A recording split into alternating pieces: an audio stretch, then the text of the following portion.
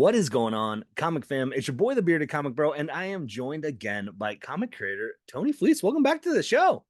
Greg, thank you for having me. Man, I'm so excited we were just talking backstage. I was like, had you on when Stray Dogs was out, and I felt like that was a year ago, but no, it was 3 years ago. You have been busy since then. How has things been going? I mean, it did. I feel like there was long stretches in there where it didn't look like I was busy, but I have been busy the whole time. It has been busy. Yeah, That's how it's going. It's good creatively. Feels real good. The work that's coming out really right now feels I'm real excited about. But yeah, it's been hectic. yeah. Well, and gang, if you've been living under a rock and you don't know Tony Fleece is, time shoppers, great. Obviously, a lot of people got exposed to you with Stray Dogs. Hell yeah. And then if they hadn't, Local Man, which is now you just wrapped up volume 2 of that, right? The Yeah. second arc. Volume two trade is on FOC at the same time as everything else, so that'll be coming out for the next month or so here too. So and then so yeah, Local Man's currently out. Then you got Feral coming out. You got Uncanny Valley. Like holy buckets, a lot to talk about. So I want to jump right in. One of this, I fell in love with your stuff with Stray Dogs. I think a lot of people got exposed to you through that. And then you started to do this series from Image with Tim Seeley, Local Man. Where was the concept and idea of Local Man? How did you guys come about like teaming up and then bringing this together? Yeah, we were just talking about this yesterday. We had sat next to each other at Long Beach Comic Con out here in LA.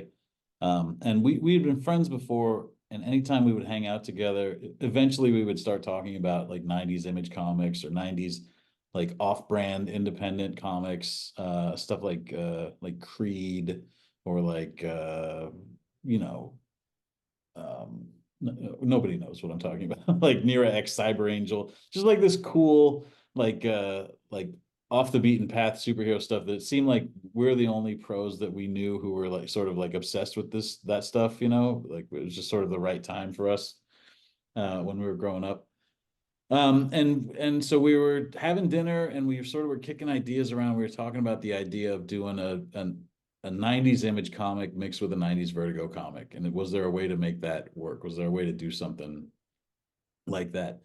And the more we talked about it, the 90s Vertigo of it was a little, I think like what we were originally thinking was more like British invasion, Mm. like more like creepy and mystical and magical. And then I don't know if I was getting divorced yet or if it was just about to happen, but both Tim and I were sort of like close to dark places. Like Mm. Tim was freshly remarried, and I was heading towards a dark place, and I just wanted to make something that sort of like felt like that sort of desperation and sad. Like this is a great pitch. Like ready? Listen, bye. It's like Youngblood, but it has the sadness of a divorce cooked into it. So Yeah.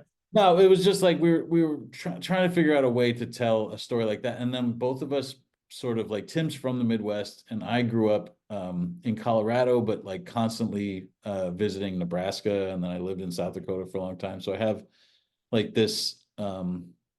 We both have this feel for the idea of the Midwest and sort of like uh the quietness of it there and this and sometimes the sadness of it. And we were just like, what if we made a comic that was like a 90s Image comic that was crossed with like a crime comic and it took place there in the Midwest? And Mm. that's when it sort of started to really come together and the ideas started to percolate and cook. And obviously there's a much quicker way to pitch that book, and maybe that's why Local Man doesn't sell as well as our other books, because the pitch is like it's it takes forever to say it, but it is like a 1990s superhero comic, and it's about a guy that used to be on a 90s super team and now he's fired and sort of canceled and he's not allowed to use his powers anymore, and he has to move back home with his mom and dad to this small town where he came from, and everyone there hates him and he doesn't know what he's supposed to do. And then people start getting murdered and he thinks like, well, I'm a hero, so maybe I should look into this, even though he's definitely not supposed to look into it. Yeah, you pitch it however you want because it's been great. Thanks, So man. it is. I've seen a lot of people post about it being on their best of 2023 lists and must read comics, and this world that you've created is so expansive, and it just seems like the way that you incorporate the 90s aspect of comics, you can see that love, and with the flip-flop covers and stuff like that, and transitioning in those issues.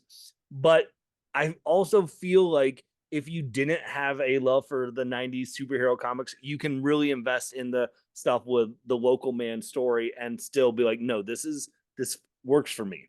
Yeah, well, we tried to make it that way where it's not dependent on you having read every issue of Youngblood or Brigade or whatever, Wildcats.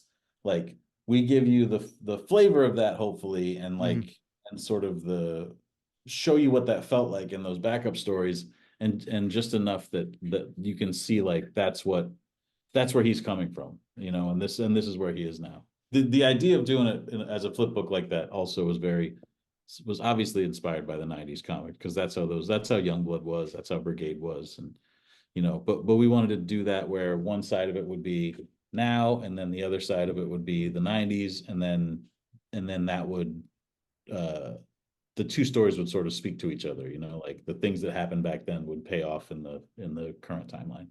Well, I will tell you, when issue one came out, I felt like an idiot because I was looking for cover A, and the shop I went to only had the image ones showing. I'm like, no, I know what cover A looks like. I'm like, so I asked the shop, I'm like, where's your cover A? He's like, this is it. I'm like, no. He's like flipping around. I'm like, uh, okay, Never yeah, mind. cool. All right, you Yeah. know what you're talking about. All right, my bad, my bad. So, but it is cool. How do you guys work, as you're both artists, you're both writers? How does that team work, and kind of how do you divvy up the duties of creating this? It's super, super collaborative. But the way it usually works is, especially for volume two and three, volume one was a little improvisational as far as like we knew where we were going, but like from issue to issue, it was like every time we're sort of starting over, like, okay, in this one, let's do this. Now we have an outline for where the whole thing is. We sort of get together. We got together before volume two, and we just got together before volume three and planned out the whole arc and what every issue is and the front piece and the backup piece. And then usually because I draw the main story, Tim will write the first draft of the script, and then I'll um, take a pass at it and do my draft of the script, and then I'll just start drawing it. Well, I'll take photos because I use photo reference, Mhm. and I'll start drawing it. And then Tim will usually, while I'm getting everything, doing my pass on the script and putting everything together, the backup stories usually have a lot less editing, so I'll edit that first, and then he just starts drawing. And then he'll have his shit done usually like a whole month before me because he's super fast. And then I'll crank out my 24 pages or whatever it is per month. We try to make them shorter so that it so that we're not constantly, killing ourselves. But sometimes it'll be like 24, 26 pages on one side, and then there's always a backup story too. Yeah. So yeah, that's how it works. We're constantly on Dropbox together, because Yep. that's like where we run the whole thing out of, like instead of a FTP or something. And then we both work on Procreate, and so we can even sort of pass pages back and forth to each other on that, where like sometimes there's pages in Local Man where we both draw on the same page. And so I'll draw my piece and then I'll pass it over to Tim and he'll draw it, or vice versa. He'll start the page and then I'll finish it. There's even been times where like in the first arc, there's the scene where Frightside gets drowned in the bathtub, Mhm. and Tim said he wanted at the end of the issue, he was like, we need a scene where like we go back to that and we show like the hotel and we show some kids playing at the slides, and then we show Frightside drown in the bathtub and somebody finding her. And I was like, bro, I do not have time to do two more pages. Like we are cranking, like the deadline's fast approaching. There's no possible way to do this. And he's like, what if I penciled it?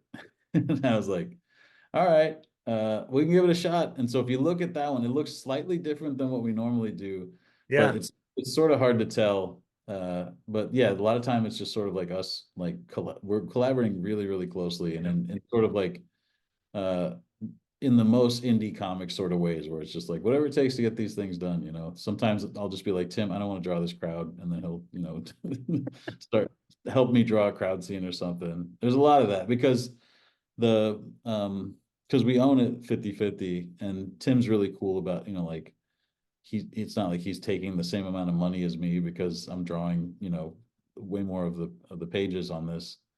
But he is cool. Like he understands that we got to get this thing out. He always comes and helps me pitch in and make sure we get all the pages done. It's gotta be a nice then as an artist sometimes just like, I don't want to do this part. You do. Well, especially Tim and you know working with Dave Wachter now on Uncanny Valley, I always feel like I have to do so much on everything, you know, Yeah. and working with Tim who like is sort of had way more experience than me, but is a you know like in some cases you know well like yeah he's like a better artist than me on just the you know nuts and bolts. Mm, Uh, and so, but just working with somebody who is also an artist, you know, uh, and not just a writer, it's very helpful to be able to sort of kick something over somewhere, you know, yeah. and get help like that. Yeah, Yeah. it's great. You Very, very, very collaborative. Yeah, and that's cool. And now I'm gonna definitely be flipping through that tonight to like, can I tell the difference? You'll Because be I able, I think you'll be able to tell. It's the last two pages in issue 3. so well, you mentioned it right there. We just talked about at the beginning. Uncanny Valley is coming out soon, and holy buckets! When I heard the pitch for this, I was instantly sold. I mean, you are a creator right now that is on one of my lists of like, if I see your name attached to a book, I know I'm gonna want to get it. But the pitch for it. So if someone hasn't gotten to hear about Uncanny Valley yet, share that. Yeah, so it's about a kid named Oliver who's like 12 years old. He feels like he doesn't fit in. He doesn't have any sort of connection to the place where he lives. He has a hard time making friends. He has a single mom, and they're always moving because she's a traveling nurse, and so he just feels like he doesn't fit in. And then strange things start happening to him. He starts to have these sort of strange incidents, and it seems like he has maybe strange powers. And then it all comes to a head, and he finds out in the first issue that his grandpa is a cartoon character, and he's like part cartoon. And so he has to go on this adventure with his grandpa, and sort of he learns about himself, and he learns about this whole other world that's like a cartoon world. It's sort of like a Roger Rabbit coming of age story. Or Dave, the artist of it, this weekend we were at Comics Pro in Pittsburgh, and he described it as like a Percy Jackson, but with cartoons instead of Greek gods, like that type of thing. Oh, I dig it. Yeah, Yeah, I saw some of the covers he was sketching at Comics Pro that y'all were posting. I'm like, oh man, those look so good. yeah, yeah. He really was hustling out there. We sort of did these roundtables where I would sit and pitch all the upcoming books to these retailers, and while I was talking, Dave would just sit there and crank out, you know, like 4 sketches every 10 minutes or whatever, just like cranking stuff out. But the art on the book is just, I mean, you read it, right? Like I sent it to you. Yes, yes. Ooh, So, so man, good. yeah. Dave has been like right currently he's doing Punisher at Marvel with Mhm. David Pepos. But he's done, you know, like Godzilla and TMNT, and he did like Planet of the Apes at Marvel and some X-Men stuff and Iron Fist. He's just done a ton of Marvel stuff lately, but this stuff is, I think, his best looking stuff. And he's done creator owned stuff before too. But he hasn't colored himself in like probably 10 years. And his coloring now is just so cool looking. And so I think this is one of the prettiest books that you're gonna see, you know, like pick this thing up and look at it. It's just like, uh, I mean, like, I was excited to go to Comics Pro to show it to retailers because it's like, you can see a cover of a thing in Right. the catalog and be like, okay, it looks cool. But like, I could open it up and show it to them and just be like, look how cool this is. And so, yeah, it's really exciting. He's just killing it. And there's a bunch of fun stuff coming up and a lot of places where like now that I've seen how good he is on the first issue, I'm just like, oh, I can really push him, you know, Yeah. and sort of make him do other cool stuff. So I'm excited about that too. He's Well, working on. you're so right too about the cover. Like you know, you see the cover, you're like, oh, that sounds cool. But let's be honest, it's covers aren't always what you see in the book these days. And I remember when you sent me that PDF, I was like, oh my goodness, it looked those first couple pages. you open it's beautiful, and then you start to see some of the, like you said, the strange stuff happening, that it just meshes so well with that, that it's Yeah. well done. Well Thanks, done. man. Yeah, well, I mean, it's really important. Like Dave is a artist that I don't think people think when they look at his art, they don't think like Looney Tunes. And that's what's so cool about it is that he can do that stuff, but because it's a Roger Rabbit or like a, Cool World or Space Jam, like you have to have somebody that can draw the realistic people realistic and the realistic settings realistic and backgrounds and stuff, so that when the cartoons do show up, like the contrast is really strong, and that's what we have in this. It's Yeah. really strong. Like I was looking at the Cool World comic that DC put out. Like I had it in a box. I was flipping through and I pulled it out, and it's just drawn like a regular comic. So you're just like, I mean, the cartoony characters are a little more cartoony Yeah. than like the Brad Pitt type characters, but not that much. Like they could easily just all be cartoons. So I'm really excited about the work that Dave's doing this. Just on that, and then his storytelling is great, and he's doing his own sound effects. It just looks like um, it's a story that I've had in my head for like 10 years, and it looks like the sort of comic that you'll read it, and then you'll hopefully there'll be a hardcover, and it's something that you just have forever. Yeah. So, yeah, Well, I'm really psyched about it. I was gonna ask you because last time we talked about stray dogs, everyone was raving about stray dogs, and you even said on the show something to the effect of like, "Listen, I know it's a good pitch, but that's all I got. Like, I don't have another stray dogs in my head.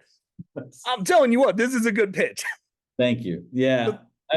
Yeah, Stray Dogs was a particularly good pitch though. Like I still think it's probably the best one I'll ever think of. But what I learned in the time since then is that they don't all have to be the the cleverest pitch you ever heard of. Like it's enough once you sort of figure out how to tell stories and how to like do, put the heart into them and do surprises and cliffhangers and stuff. Like if you get a pretty great pitch, you'll be okay. It doesn't have to be the best one you ever thought of every time.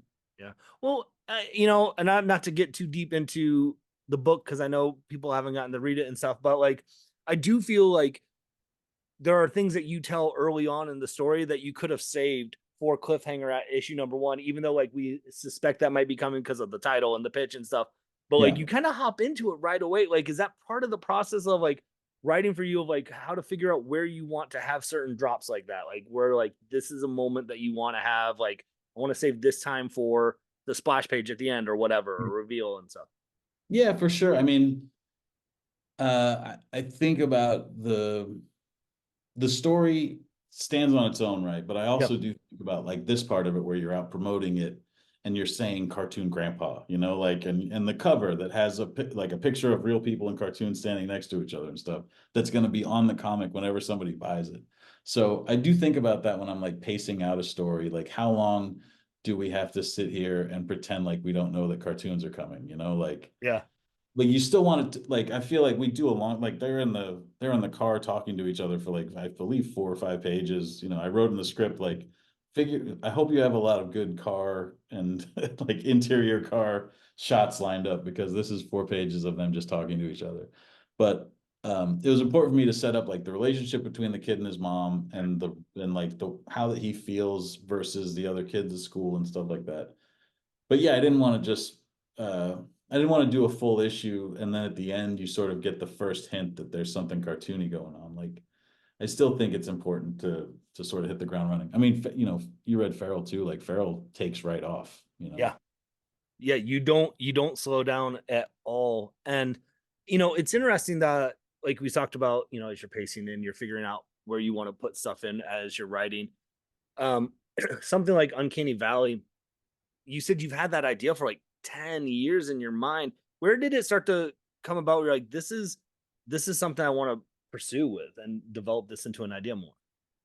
Well, I thought like I started thinking about it. I remember I think it was maybe like this. I was reading through Planetary.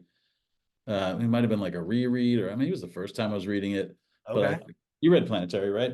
I haven't. It's on my list of reads because it's one of those comics that was came out during the time where I was on my break. So I'm going through a whole right now. I'm in my Vertigo season of reading of, so I'm going through all Vertigo books I missed out and things like that. So Well, don't it's worry on about there. it. This is not a spoiler, but sort of like the big picture idea behind Planetary is there's a secret history of the world, Mhm. and it's that all the stuff in like pulp stories and sci-fi stories and like Godzilla and like, kung fu action movies and like all these things are real and they sort of happen underneath the surface of the real world that we're in, like so all that stuff that Yeah. seems like so that's all real. And I was thinking about that and I was like, well, that's cool, but what if that was cartoons? Like what if that was, like it's like the cartoon world in Roger Rabbit is or in Uncanny Valley is not Roger Rabbit. Like they're not actors who are on TV Yeah. there or movies. There's a whole other cartoon world and it runs parallel to this is I guess I'm giving away a lot but it runs parallel to our world. And so I just started thinking about like, well, what does that mean and what would that be? Yeah. And then I always as a kid would like imagine Roger Rabbit really had an effect on me and those type of movies, Cool World and uh Page Master and like and Mary Poppins, any one of these ones where a cartoon stands next to a real the Incredible Mr. Limpet, uh any of those really was huge for me. And so I would always think about like how cool would it be to hang out with a cartoon or like to be, to have cartoon powers, be able to do what cartoons can do.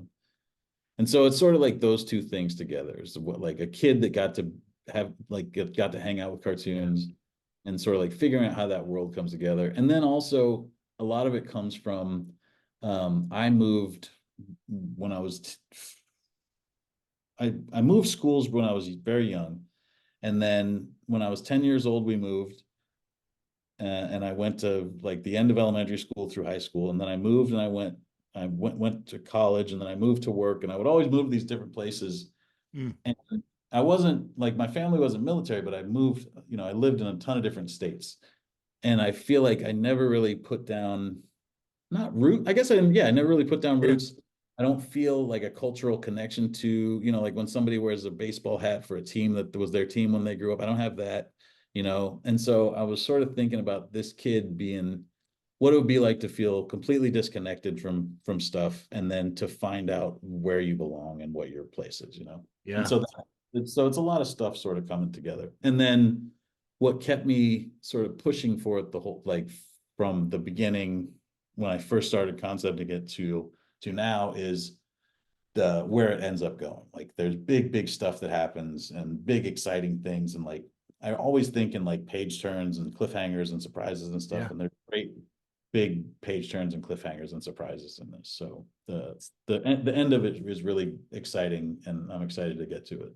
That's I'm looking forward to it because yeah, after reading, I was already excited. Then you sent me issue one. I'm like, oh my goodness, this is so good. Like Thanks. that. I will be. People will be sick of me singing his praises until it comes out. But you guys got to get this on your pull list. So, and also the fact that you mentioned Page Master. I I Give just give I exposed my kids to that just this Halloween because I dressed up as Page Master for Halloween. So it's beautiful. amazing. Nobody got it because I also did not shave my beard, and so that Yeah. really messed It's a with tough the look to pull off with a beard like that. yeah. So and then the last but not least, how we can't not talk about Farrell. Your follow up, same team, right? It's all same team from Stray Dogs is back, and you said it in the just a little bit ago. You jump right in, like there's no like oh we're kind of easing into the story. It's like nope, we're here. Yeah. So Yeah, I mean, I wanted this book to feel as different from Stray Dogs as possible while still being basically the follow-up to Stray Dogs, right? mm, We were making Stray Dogs, and when we were making it, we were just like, I hope this does well enough that we can put the whole thing out, or that they'll put out a trade paperback of it or something. And then as we got further into it, we really enjoyed working together and we liked the way that it was turning out. And we're like, this is cool. I hope people find it. Um, but then when the book took off and started really doing well, we were like, I mean, we love making this and wouldn't it be great to keep going? But this book has a definitive ending, mm, and it like, and I didn't want to mess with it. There was part of me, it was way too late to go like, well, what if they all, because in Stray Dogs, the dogs are forgetful.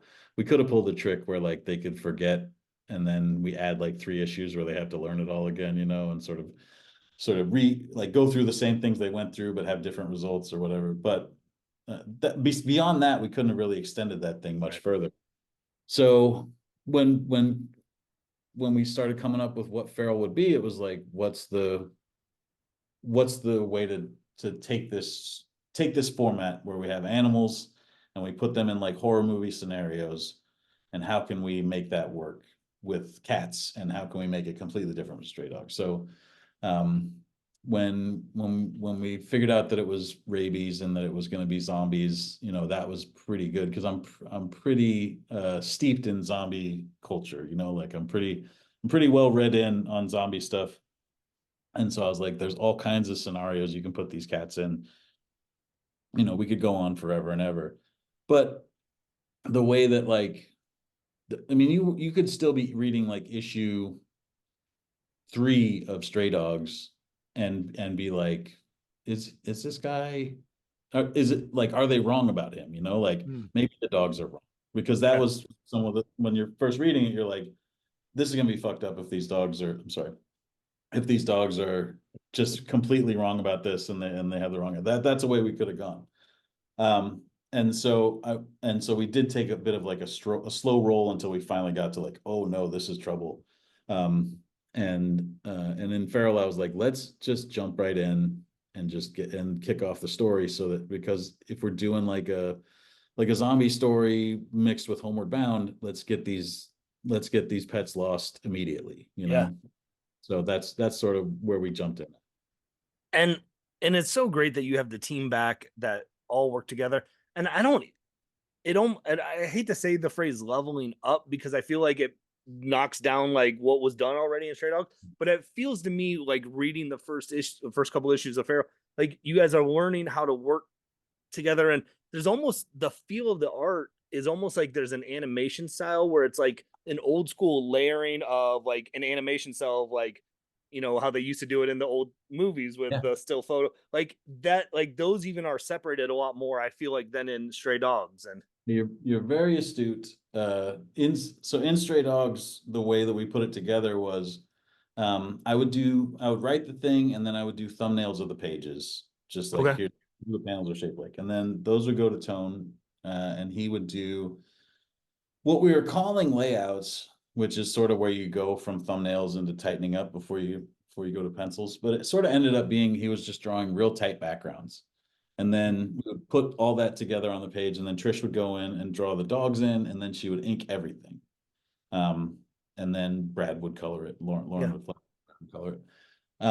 And when we sort of, there were a couple times in there, like Trish had surgery at one point. And so like the Zero issue, like we just inked the backgrounds, and all she had to do was dogs. And we were like, well, that looks kind of neat too. And we're just sort of like figuring out like what the level is, and like how to make it all work together. So when we came together to start this one, Tone had been completely on paper before. Okay. Like he would send layouts for Stray Dogs in on like photos he'd take on his iPhone, and then I would just take those and put them onto the digital page, and then have Trish ink over that. Like it was very lo-fi. But now he draws on an iPad, he uses Procreate and stuff, and he's got that really locked in. And so we're like, well, what if we skip the step where Trish has to ink all the backgrounds? If Tone's already going this hard on the backgrounds, why don't you just draw the backgrounds? And then so that's what you're picking up on. Like Yeah. now it feels even more like animation, where there's a background artist and a foreground artist, because that's basically what there is. Like the only way it could be more animation style is if Brad colored the dogs, and somebody else colored the background. We bring in a whole other person. But yeah, it's to look like animation. It's sort Yes. of more animation style now. Well, and it works because, and I kind of was like, is it because I'm reading this on my iPad this time, or the others I was reading the physical copies at first? Yeah. But I'm like, no, there you could tell there was a definite distinction there. And what I love is you guys have leaned so much into the animation, the Don Bluth animation style, like it kind of feel of like some of those movies that we all grew up loving as a kid, and just putting them in these lovable characters in horrible situations. Yeah. But like this just now reading it, it makes it even feel more like a movie set in that style. So Yeah. Oh, thanks, man. Yeah, we're real proud of it. We're happy with it, with how it's coming out. And I agree too. Like I think it is a real level up. Um, and I still I'll probably die thinking Stray Dogs is the best thing I ever did, but I'm real happy with this thing and how it's coming together and just, the way we're able to make it different from Stray Dogs, and the main thing that's different besides that it's cats and it doesn't take place inside a house and the main thing is just that it's going to be hopefully ongoing, like we get numbers in a week, so we'll know whether or not I've just been talking out my ass. But the plan is for us to just do this book for like a long time, yeah, because we know like where it starts and we know what the middle is and where it ends. But within there, there's a lot of room for these cats to go, on adventures and get into trouble and get into terrifying situations and stuff. So we're excited to sort of like really dig in and play. We're working on issue 7 right now. Me and Tone are working on 7. Trish is working on 6.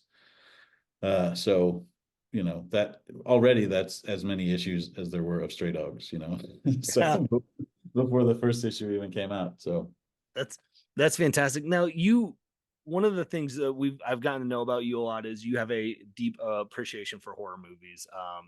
And like you even said last interview, like you're across the board, like you like them all.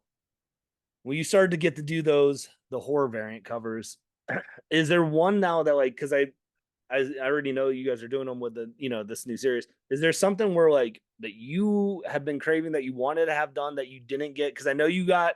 I think it was issue 4 was the one that you were really hoping for with Stray Dogs. It was Italian. I'm not as oh big of a yeah, horror yeah, buff. it was the Demons cover Yes. yeah.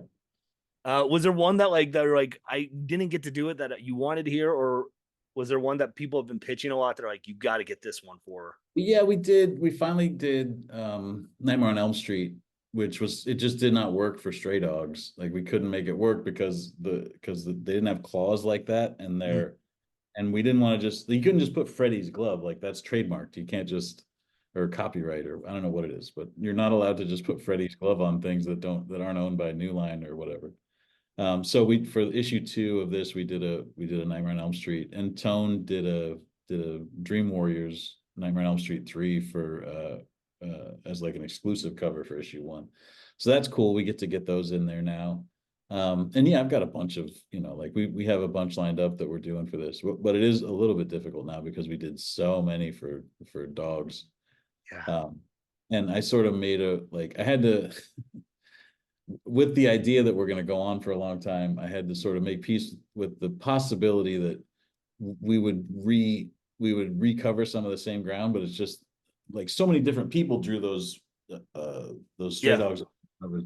Basically, my rule is just like we're not going to do the same one again. Like Trish and I, if we did it, we're not going to do that one again. But somebody else did, like the Halloween one, or somebody else did the, uh, Dexter or whatever, that Yeah. seems specifically serial killery, but someone else did the Return of the Living Dead, like so we could have done that. But I think somebody already did a Return of the Living Dead for Feral. It is a lot to keep straight, this homage game.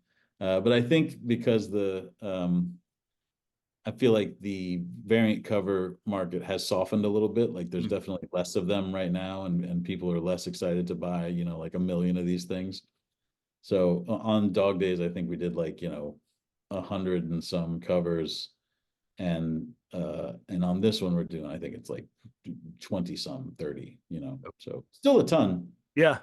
Still more than comfortable for if somebody's trying to get them all, but it's not as crazy as it was. I have a A and B cover, and that's it. And every once in a while, That's awesome. I did get the variant cover for the trade, the Baltimore, but I'm like, no, I've got to pace myself. Did you get it in person? At Baltimore, yeah, That's yep, different. That's conventions. yep, What happens at convention stays at convention. yeah. So I saw that at the Baltimore convention. I was like, I've got to go. And then Trish was there, and I was like, I'll get Trish to sign it. And then, but y'all were blowing up with Stray Dogs, and that line for Trish was, I'm like, I can't wait that long. Well, that was also not only was Stray Dogs blown up, but Trish had never, that was her first show that she had done like as a success, as like a famous person. And so she was still charging pre-success prices. So people found out real quick, they're like, Trish will just draw on your Stray Dogs for like, $20 or something. And so then they all just showed up. Jackals, all of them lined up to take advantage of this this poor newly famous person. Oh, it was, yeah, it was a sight to see. So, but this Yeah. is, yeah, I'm glad to hear that you're aiming for this to go with an ongoing, and that you can go multiple different routes here. Is there, you mentioned that you have a, you really do love zombie movies and zombie, culture. Are there certain zombies like movies that you just really gravitated towards more than others? Uh yeah, I mean it's the same ones everyone else loves. I love the Romero ones. Okay. Um I think the Zack Snyder Dawn of the Dead rules. I think that's great. But I also love like there's something about Italian zombie movies that's just unhinged, like the rules are so much more bizarre and they're so horrifyingly gory that it's just like amazing. So like I like, Zombie 2, obviously a classic, a zombie fights a shark and a lady gets her eyeball popped out by a big sliver of of wood. Couldn't make a better movie than that, in my opinion. Uh, So good. I don't know. We're definitely going to go into some of these places. You know what's crazy is I love the Walking Dead comic, but I haven't seen half of the Walking Dead show, and now I feel like if I start watching, it's just gonna infect me, and I'll start, I'll be like, is this my idea or is this on The Walking Dead? See, Uh, so that's sort of waiting for me for years from now. After we finish this book, I can sit down and watch The Walking Dead. Uh, it stays pretty close to the comic, right? Did you watch it? from from most of what I know, I watched up until season 7 or 8, and it was one of those, just I stopped watching because life changed and kids Yeah, coming around, and I'm like, I have to cut some. But no, I have all the hardback covers over there. yeah, And that was, when I was out of comics, I had picked those up just because I was like, I knew the show was coming out. I was like, I want to read these comics before I watch the show. And man, so Walking Dead kind of was my gateway back into comics before I started getting a pull list and stuff in the shop. So this nice. is fitting that now we're talking about zombie comics here. So it Yeah. works. Well, and then for years when Walking Dead was coming out at Image, that was sort of the thing was when when you talked about like what to pitch, they would be like, well, they don't want zombie comics. They have one of those already, they have the biggest one.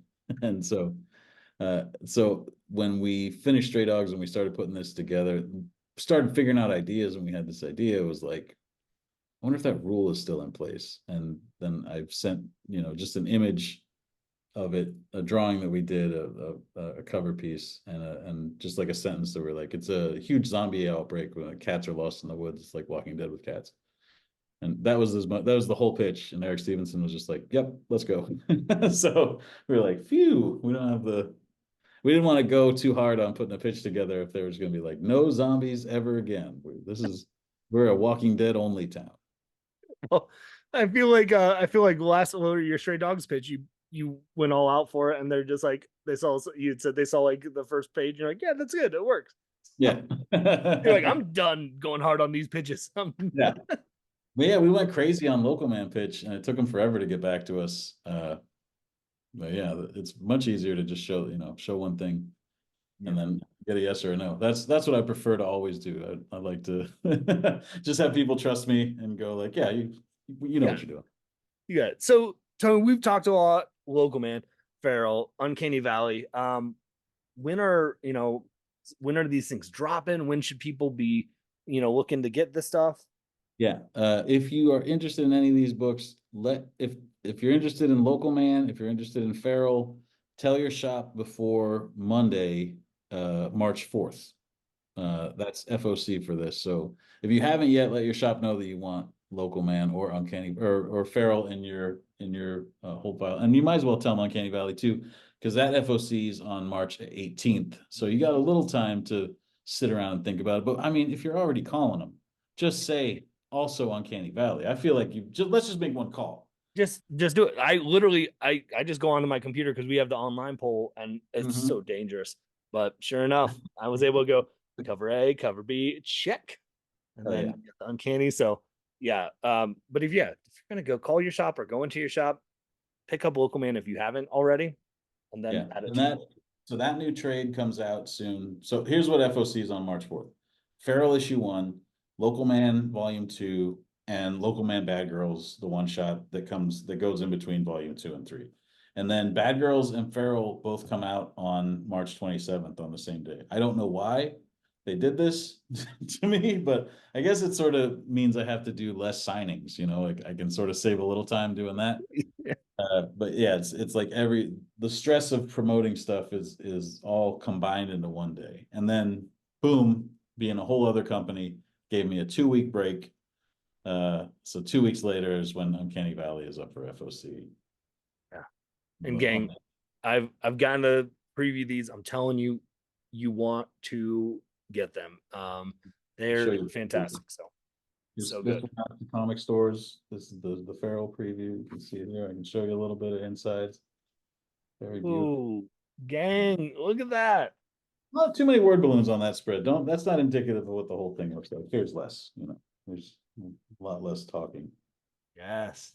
Yeah, and then Uncanny Valley. Here, check out this Dave Wachter.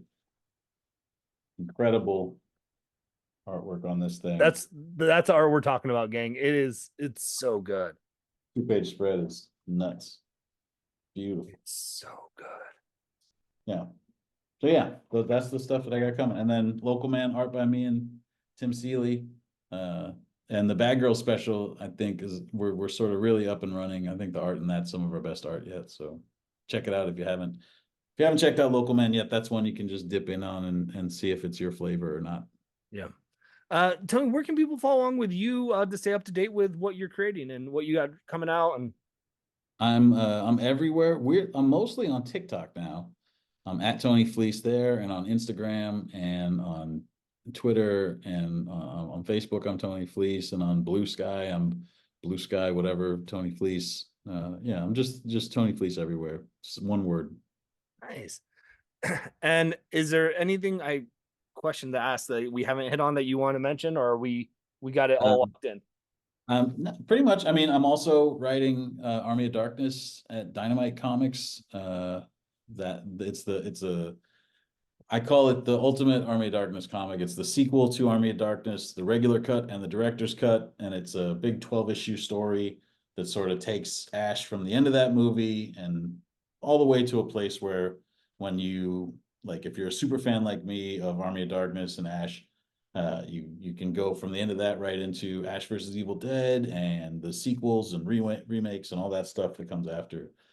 So yeah, we're having a ton of fun on that. That's me, and then Brad Simpson, who colors, Local Man and Feral and Stray Dogs, and art by Justin Greenwood, and then art's about to be on the second art by this awesome artist named Pop Man, who I was a fan of when I was a kid. He did like Wildstorm and Extreme Studio stuff, but he's drawn like He-Man and all kinds of stuff. He did this book called Spy Boy at Dark Horse for years too. So yeah, Army of Darkness is still kicking ass at Dynamite. We're having a great time making that book too. It's fantastic. So, gang, go to your local shop, pick up Tony's books. I'm telling you, they're great. It is an instant add to my pull list when I see his name on something. Tony, thank you so much for taking some time out of your busy schedule to sit and talk about comics with me. Appreciate you, man. I appreciate you taking the time for me. I like this support. I'm glad you're digging the books, and I hope to keep making the type of stuff that you like reading. Yeah, absolutely. So, gang, with that being said, add those to your pull list for FOC, and hopefully you can find some time to curl up, grab a book, and nerd out. Peace.